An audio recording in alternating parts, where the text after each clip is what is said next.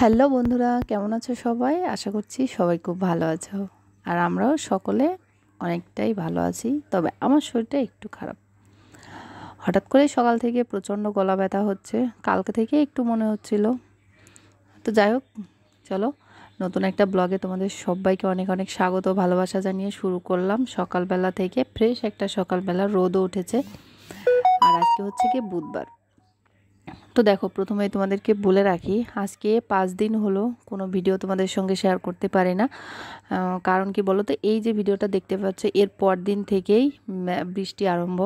তো বৃষ্টি হওয়ার কারণে আমাদের এখানে আজ 5 দিন ধরে কারেন্ট নেই, কারেন্ট একদম অফ। তো গতকাল রাত্রেবেলা কারেন্ট এসছে, তবুও আসছিল যাচ্ছিল এরকম করতেছিল। আমি ভাবলাম নাও ভিডিও আপলোড দিতে চাইলাম, তাহলে হয়তো আর হবে না। তো দেখলাম যে দুপুরবেলা একটা একটা 2টার দিকে ওই সময় আবার কারেন্ট আসলো। তো ওই সময় কারেন্ট এসে এখন পর্যন্ত যায়নি। তো আমি এখন কিন্তু বিকাল 3টা বাজে, তো এখন বসেই ভিডিওটায় ভয়েস দিচ্ছি। তো এই ভিডিওটা করাই ছিল, এডিটও করা ছিল, ভাবছিলাম যে তোমাদের সঙ্গে শেয়ার করব, কিন্তু শেয়ার করা হয়নি। ওই যে ঝড় বৃষ্টি উঠলো, প্রচুর পরিমাণে বৃষ্টি, একটানা বৃষ্টি হয়েছে, কখনো থামেনি। মাঝে মধ্যে একটু থামছিল, কিন্তু একটানা বৃষ্টি হচ্ছিল। আর ওই সময় বৃষ্টি যখন পড়ে, তোমরা জানো যে আমাদের টিনের ঘর, তো টিনের উপরে যদি বৃষ্টি পড়ে টাপুর টুপুর টাপুর টুপুর শব্দ হয়েই থাকে। আর আমার তো এক্সট্রা বাড়ি না, মানে আমার বাড়িটা তো একদম আলাদাও না যে আমার মতো আমি এখানে থাকি, আমার কথাতেই শেষ কথা, সেরকমটাও না। আমাদের বাড়িতে প্রায় 4-5টা ফ্যামিলি থাকে, তো সবারই একটা ব্যাপার থাকে। তো সব কিছু আড়াল করে তারপরে হচ্ছে কি আমার ভিডিও করতে হয়, বা ভিডিওতে ভয়েস দিয়ে এডিট করতে হয়, ঠিক আছে। তো চলো, শেষমেশ তো আজ 4-5 দিন পরে তাই তোমাদের সঙ্গে ভিডিও শেয়ার করব, এটাও একটা ব্যাপার। তো সকালে উঠে দেখো, আগে একটা চাল কুমড়ো পেড়ে নিলাম। আজকে ভাবছি যে একটু চাল কুমড়ো ঘন্ট করব আর ডাল করব। তো সেই কারণে গাছ থেকে চাল কুমড়োটা পারলাম। আর এই যে গলার অবস্থা খারাপ বলে সকালে যে চিয়া সিড ছিল সেটা তো রাত্রেবেলা ভিজিয়ে রাখি, সকালবেলা খাই তোমার দাদাভাই আর আমি। তো আমার মেয়েটা তেমন একটা খেতে চায় না। চিয়া সিড খাওয়া নাকি অনেক পুষ্টিকর জিনিস, মানে অনেকটা পুষ্টি আছে ওতে। তো সেই কারণেই খাওয়া হচ্ছে। আর আমার শরীরটা না অনেকটাই দুর্বল, ডাক্তার দেখানো হয়েছে, তো সব জায়গায় একই কথা, শরীরটা দুর্বল। তো তার জন্য আমি কি করতে পারি বলো?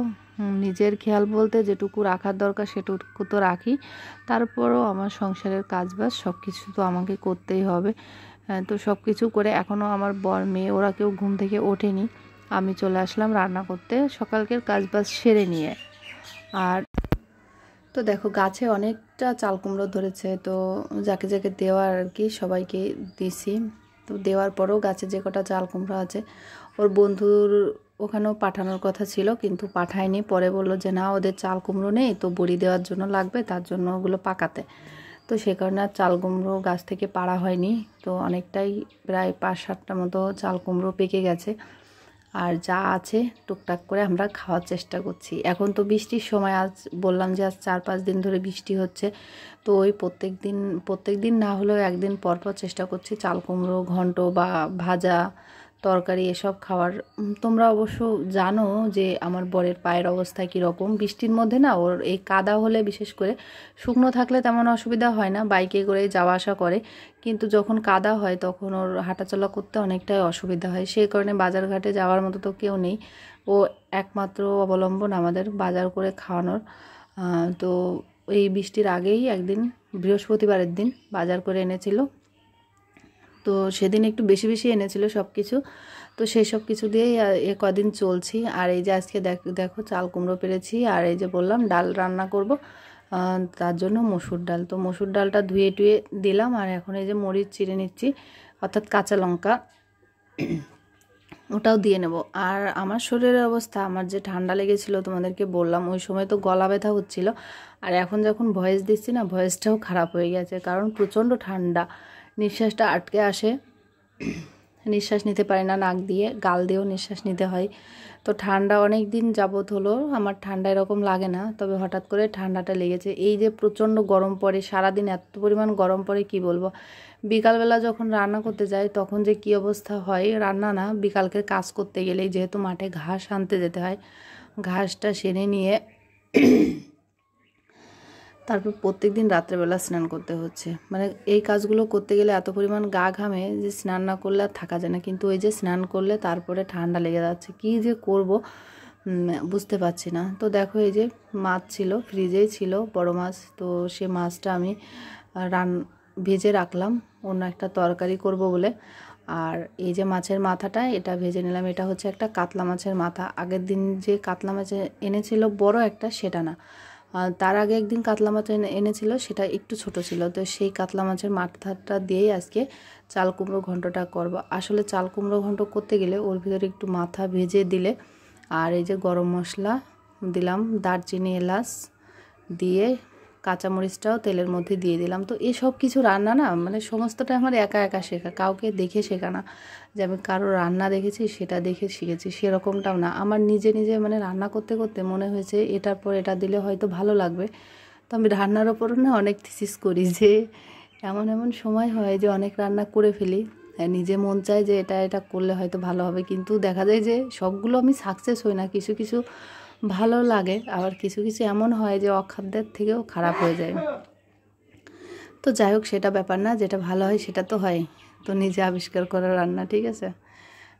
তো চাল কুমড়োটা দিয়ে নিলাম, ওতে লবণ হলুদ সব কিছু দিয়ে নেড়ে চেড়ে নিয়ে যে মাছের মাথাটাও এখন দিয়ে একটু ঢাকা দেব। দেখো ঢেকে আবার মাঝে একটু তুলেছিলাম, তুলে সব কিছু মিক্সড করে দিয়েছি। এবার এটা একটু ভাজা ভাজা হবে, আর ভাজা ভাজা হতে হতে কিন্তু অনেকটা কমেও যাবে, কারণ এটা পুরো একটা গোটা চাল কুমড়ো, একটুও কুমড়ো বাদ দিইনি। আর তোমাদের দাদাভাই হচ্ছে সবজি খেতে ও আগাগোড়ায় পছন্দ করে, তরকারি মানে রান্না করলে ওর একটু তরকারির পরিমাণটা বেশিই লাগে। অন্য মানুষের দেখে আমরা যে তরকারি রান্না করি, অন্যান্যদের দেখি যে তার অর্ধেক তরকারি রান্না করে ওদের চলে যায়, কিন্তু আমাদের হয় না, আমাদের একটু বেশি পরিমাণে তরকারি লাগে, ঠিক আছে। তো ওই পাশে চুলাতে হচ্ছে মানে ডাল বসিয়েছি, আর এই পাশে ঘন্টটা করে নিচ্ছি। এবার চুলাটা করা হয়ে গেছে একটু বড়, আমার এই পাশটাতে প্রেশার কুকারটা ধরছে না, ওই পাশটাতে হচ্ছে, কিন্তু ওই পাশে প্রেশার কুকারে সেভাবে জালও উঠছে না, এটাই ঝামেলা হয়ে গেছে। আগে যে মানে চুলাটা ছিল সেটাতে এই তরকারির পাশটাতেই প্রেশার কুকারটা বসতো, সে কারণে রান্না করতেও মানে সুবিধা হতো। তো দেখো এই যে সস্তার কাজ, এই যে স্টিলের একটা বাটি নিয়েছি, আর জিরা ভেজে এর ভিতর দিয়ে গুঁড়ো করে নিলাম।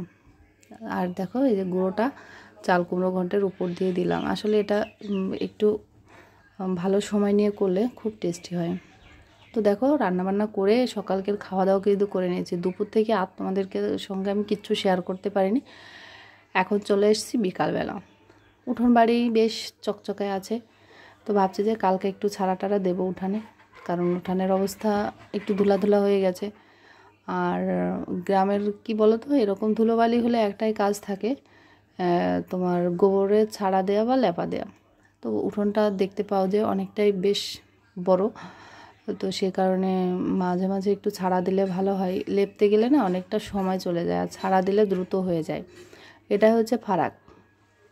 তো এখন যেহেতু বৃষ্টির সময়, তো ছাড়া দিলাম, বৃষ্টিতে ধুয়ে গেল ব্যাপার না, কিন্তু কষ্ট করে লেপার পরে যদি বৃষ্টিতে ধুয়ে যায়, বলো কত কষ্ট হয়, তখন এমনিতেই রাগ উঠে যায়। তো যাই হোক, উঠোনটা এখন ঝাড়ু দিয়ে নিচ্ছি। আর বিকালবেলা বলতে পারো অনেকটা পরিমাণ কাজ, ঝাড়ু দিয়ে নিয়ে চলে যাব মাঠের দিকে। মাঠে যাব ঘাস আনতে, কারণ ঘাস না আনলে তো গরুতে খেতে পাবে না, যে কদিন যায় আর কি ঘাস, সে কদিন তো আনতে হবে। তো সেই জন্য মাঠের দিকে যাব ঘাস আনতে। আর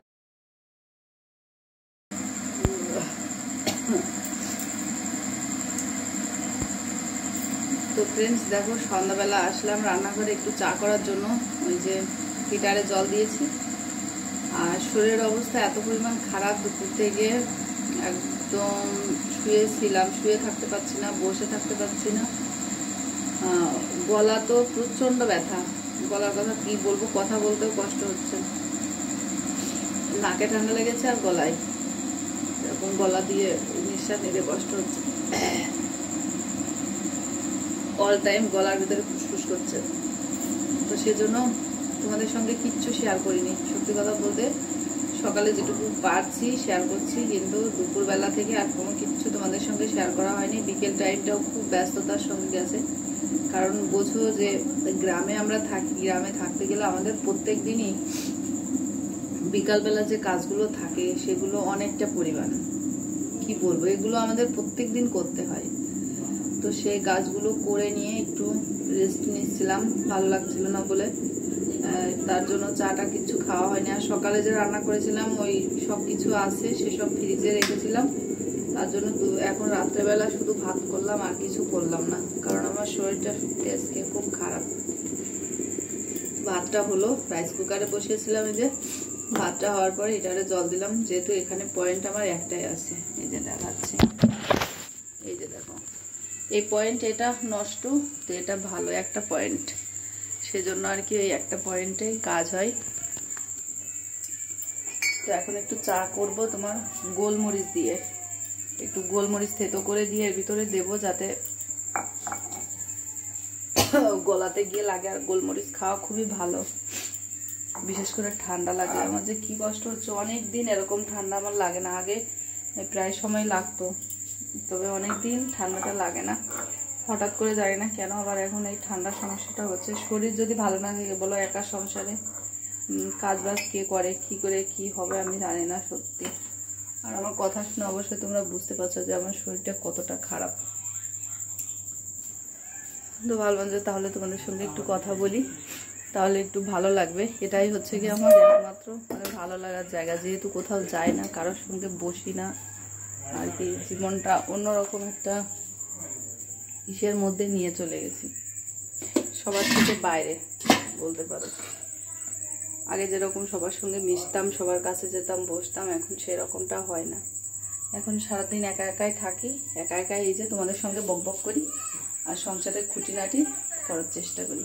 আর এই যে দেখো আমার রান্নাঘরের অবস্থা পুরোটাতে বিচলি দেওয়া, কারণ ওই পাশটাতে যে খড়ির রান্নাঘর, ওই ধোঁয়াটা ভিতরে চলে আসে, তার জন্য তোমাদের দাদাভাই এটা দিয়েছে, যাতে ওই ধোঁয়াটা ভিতরে না আসে।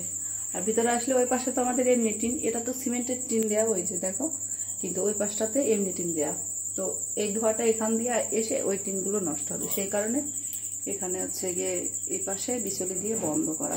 ওর যদি পা ভালো থাকতো এখান দিয়ে অন্য কিছু কাঠ টাট বা অন্য তোমার বার্মিসের যে টিনগুলো পাওয়া যায় ওইগুলো নিয়ে এসে বন্ধ করতো।